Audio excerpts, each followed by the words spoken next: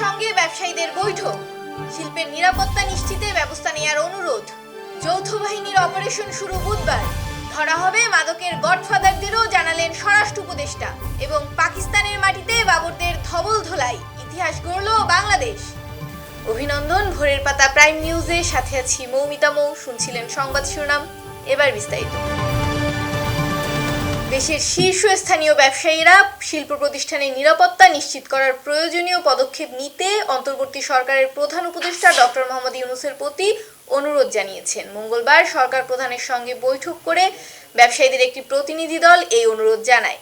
শ্রমিক বিক্ষোভের কারণে শতাধিক কারখানায় উৎপাদন বন্ধ হয়ে যাওয়ার প্রেক্ষাপটে এই বৈঠক অনুষ্ঠিত হয়। রাষ্ট্রীয় অতিথি ভবন যমুনায় বৈঠক শেষে সাংবাদিকদের সঙ্গে কথা বলেন ব্যবসায়ীদের সংগঠন ইন্টারন্যাশনাল চেম্বার অব কমার্স বাংলাদেশের সভাপতি মাহবুবুর রহমান। তিনি বলেন, শিল্পের নিরাপত্তা নিশ্চিত করতে সরকার প্রয়োজনীয় পদক্ষেপ নেবে বলে আশ্বস্ত করেছেন প্রধান উপদেষ্টা।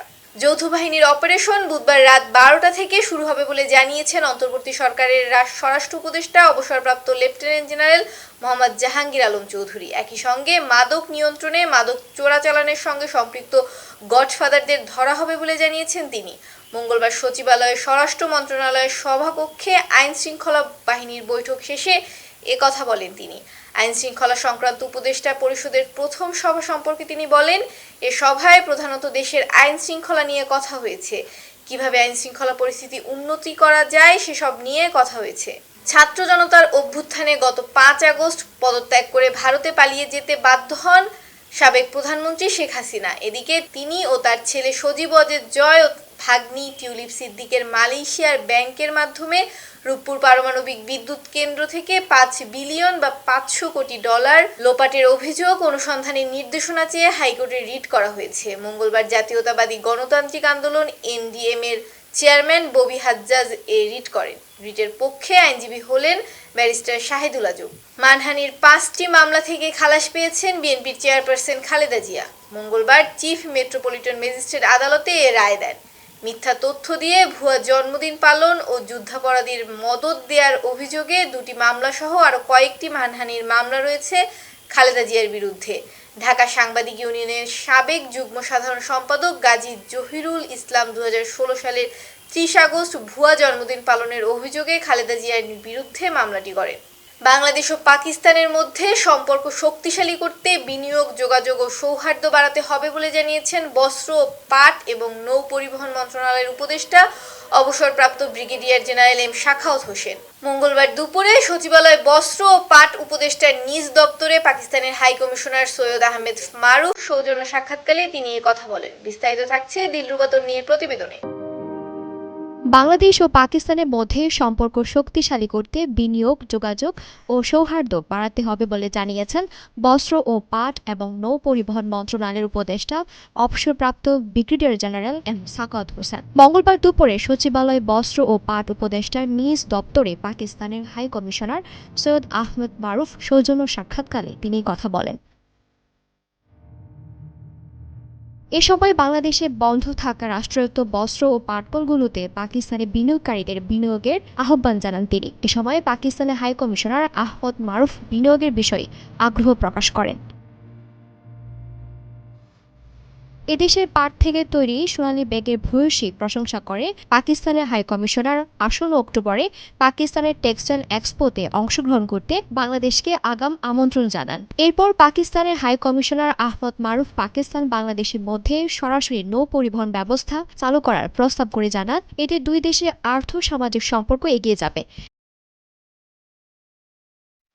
সে লক্ষ্যে বাংলাদেশ শিপিং কর্পোরেশন এবং পাকিস্তান শিপিং কর্পোরেশন যৌথভাবে কাজ করতে পারে। এর প্রতিক্রিয়ায় নৌপরিবহন মন্ত্রণালয়ের উপদেষ্টা এম শাখাওয়াত সরাসরি শিপিং এর বিষয়টি মন্ত্রণালয়ের সংশ্লিষ্টদের নিয়ে কাজ করবেন জানিয়েছেন। দিলরুবা তন্নি, নিউজ ডেস্ক, ভোরের পাতা। ফেনী, নোয়াখালী সহ দেশে চলমান বন্যায় 11 জেলায় মৃতের সংখ্যা বেড়ে 71 জনে দাঁড়িয়েছে।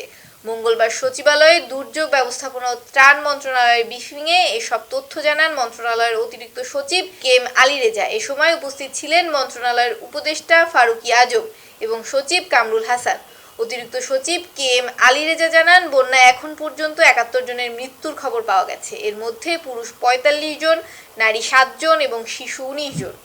জেলা ভিত্তিক হিসেবে কুমিল্লায় ১৯ জন, ফেনীতে ২৮ জন, চট্টগ্রামে ৬ জন, খাগড়াছড়িতে ১ জন, নোয়াখালীতে ১১ জন, ব্রাহ্মণবাড়িয়ায় ১ জন, লক্ষ্মীপুরে ১ জন, কক্সবাজারে ৩ জন ও মৌলভীবাজারে ১ জন। আর নিখোঁজের সংখ্যা মৌলভীবাজারে ১ জন। দেশের ৭টি মেট্রোপলিটন পুলিশের নতুন কমিশনার বসিয়েছে অন্তর্বর্তী সরকার। ৭ ডিআইজিকে এই পদে বসানো হয়েছে। মঙ্গলবার স্বরাষ্ট্র মন্ত্রণালয়ের জননিরাপত্তা বিভাগের পুলিশ ১ শাখার উপসচিব মোহাম্মদ মাহবুবুর রহমান শেখ স্বাক্ষরিত এক প্রজ্ঞাপনে এই আদেশ দেওয়া হয়। প্রজ্ঞাপন অনুযায়ী সিআইডির অতিরিক্ত ডিআইজি হাসিব আজিজকে চট্টগ্রামের মেট্রোপলিটন পুলিশের কমিশনার করা হয়েছে। এন্টি টেরোরিজম ইউনিটের অতিরিক্ত ডিআইজি মোহাম্মদ রেজাউল করিমকে সিলেট মেট্রোপলিটন পুলিশের কমিশনার, সিআইডির অতিরিক্ত ডিআইজি খন্দকার রফিকুল ইসলামকে গাজীপুর মেট্রোপলিটন পুলিশের কমিশনার, ট্যুরিস্ট পুলিশের অতিরিক্ত ডিআইজি মোহাম্মদ আবু সুফিয়ানকে রাজশাহী মেট্রোপলিটন পুলিশের কমিশনার, ডিএমপির উপপুলিশ কমিশনার মোহাম্মদ জুলফিকার আলী হায়দারকে খুলনা মেট্রোপলিটন পুলিশের কমিশনার, পিবিআই এর অতিরিক্ত ডিআইজি মোহাম্মদ মজিদ আলীকে রংপুর মেট্রোপলিটন পুলিশের কমিশনার ও ডিএমপির উপপুলিশ কমিশনার আমিনুল ইসলামকে বরিশাল মেট্রোপলিটন পুলিশের কমিশনার করা হয়েছে। জনস্বার্থে জারিকৃত এই আদেশ অবিলম্বে কার্যকর করা হবে বলে প্রজ্ঞাপনে উল্লেখ করা হয়। ৮ বছর গুম থাকার পর সাংবাদিকদের কাছে লোমহর্ষক বর্ণনা তুলে ধরেছেন জামায়াত ইসলামীর সাবেক আমির প্রয়াত গোলাম আজমের মেজ ছেলে, সেনাবাহিনীর সাবেক ব্রিগেডিয়ার জেনারেল আব্দুল্লাহিল আমান আজমি। গত ৭ আগস্ট মধ্যরাতে তিনি পরিবারের কাছে ফিরেছেন। মঙ্গলবার সকালে তিনি ভার্চুয়াল সংবাদ সম্মেলনে উপস্থিত হয়ে বর্ণনা করেন তাকে আটকের দিন কেমন আচরণ করেছিল সাদা পোশাকের বিশেষ বাহিনী। বর্ণনা করেন কিভাবে কাটিয়েছেন আয়নাঘরে। তিনি জানান, তুলে নেয়ার পর প্রতিদিন নতুন কায়দার তার উপর নির্যাতন চালানো হয়েছে।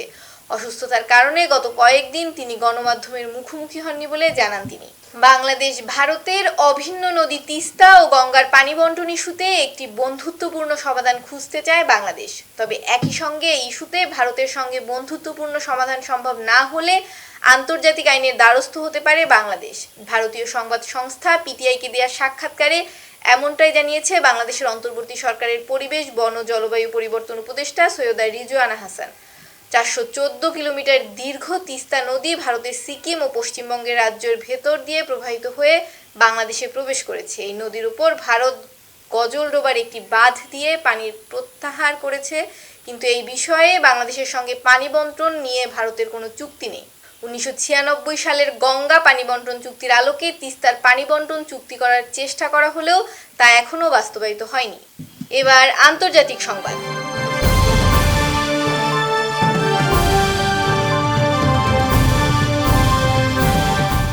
যুক্তরাষ্ট্রের শিকাগোতে ৪ ট্রেন যাত্রীকে গুলি করে হত্যা করা হয়েছে। শিকাগোর কাছে একটি সাবওয়ে ট্রেনের ভেতরে ঘুমন্ত অবস্থায় তাদেরকে গুলি করে হত্যা করা হয়। তারা সবাই ছিলেন ট্রেনের যাত্রী। হত্যাকাণ্ডের ঘটনায় এক সন্দেহভাজনকে হেফাজতে নিয়েছে পুলিশ।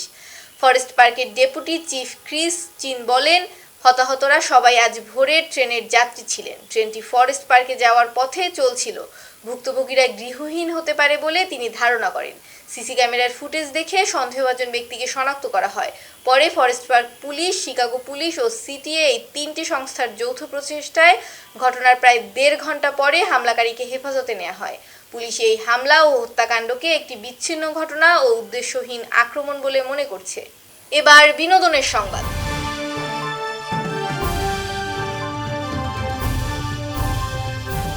ঢাকাই ছবির নায়িকা নুসরাত ফারিয়া, তাকে এখন মানুষ চেনেন পর্দার হাসিনা হিসেবে।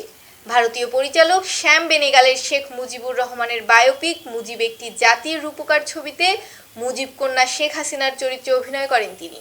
সে থেকেই আলোচনায় চলে আসেন নুসরাত ফারিয়া। বিস্তারিত ডেস্ক রিপোর্টে।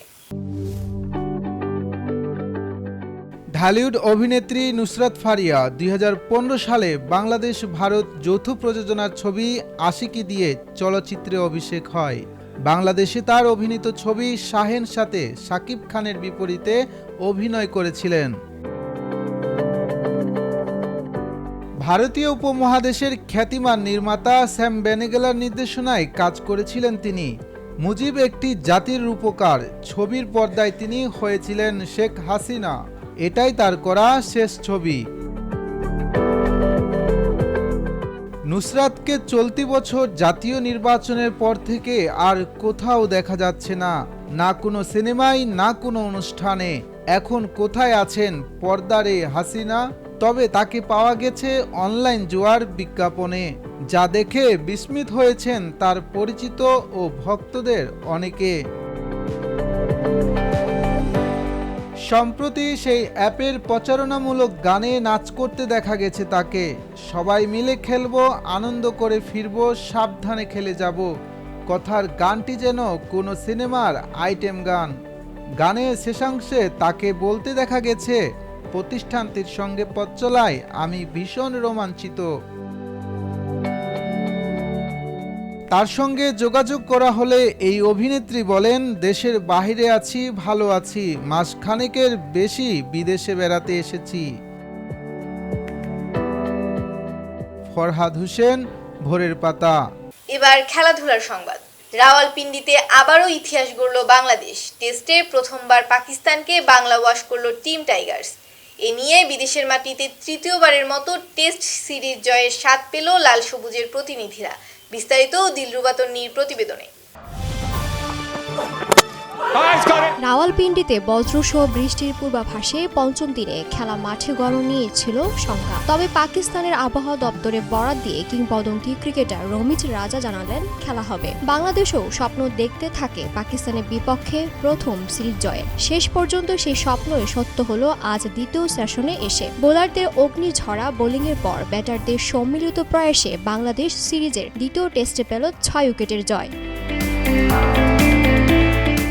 পাকিস্তানের সঙ্গে টেস্ট এলেই বাংলাদেশের স্মৃতিতে উঠে আসে মুলতান টেস্টে হারের দুঃসহ সেই স্মৃতি। দীর্ঘদিন পর সেই হারের ক্ষতে প্রলেপ দিয়েছে রাওয়ালপিন্ডির প্রথম টেস্ট। 10 উইকেটের বিশাল জয় প্রথমবার বাংলাদেশকে এনে দিয়েছে টেস্টে পাকিস্তানকে হারানোর স্বাদ। এবার দ্বিতীয় টেস্টও এলো অসামান্য এক জয়। দিনের শুরুতে 2 উইকেট হারালেও নাজমুল হোসেন শান্ত, মুমিনুল হক আর মুশফিকুর রহিমরা ঠিকই দলকে নিয়ে যান 185 রানের ল্যান্ডমার্কে। চতুর্থ দিনে পেসারদের দাপুটে পারফরমেন্সের পর জয় ছিল সময় আর ধৈর্যের ব্যাপার। পঞ্চম দিনে দ্বিতীয় সেশনে এলো সেই মাহেন্দ্রক্ষণ। শেষ দিনে টাইগার ব্যাটারদের ধৈর্য আর কমিটমেন্টের সুবাদে বাংলাদেশ প্রথমবারের মতো পাকিস্তানকে করেছে ধবলধুলাই। আবরার আহমেদের বলে 4 মেরে বাংলাদেশের জয় নিশ্চিত করেন সাকিব আল হাসান। পাকিস্তান ঘরের মাঠে নিজেদের ইতিহাসে মাত্র দ্বিতীয়বার এমন লজ্জার শিকার হয়েছে। এর আগে ইংল্যান্ডের কাছে 3-0 ব্যবধানে হেরেছিল পাকিস্তান। দিলরুবা তন্নি, নিউজ ডেস্ক, ভোরের পাতা। সংবাদ শেষ করার আগে শিরোনামগুলো আরেকবার। ডক্টর ইউনূসের সঙ্গে ব্যবসায়ীদের বৈঠক। শিল্পের নিরাপত্তা নিশ্চিতে ব্যবস্থা নেওয়ার অনুরোধ। যৌথ বাহিনীর অপারেশন শুরু বুধবার। ধরা হবে মাদকের গডফাদারদেরও জানালেন স্বরাষ্ট্র উপদেষ্টা। এবং পাকিস্তানের মাটিতে বাবরদের ধবল ধোলাই, ইতিহাস গড়ল বাংলাদেশ। এই ছিল আজকের ভোরের পাতা প্রাইম নিউজ। সারা দেশের সর্বশেষ আপডেট পেতে চোখ রাখুন ভোরের পাতায়। ধন্যবাদ।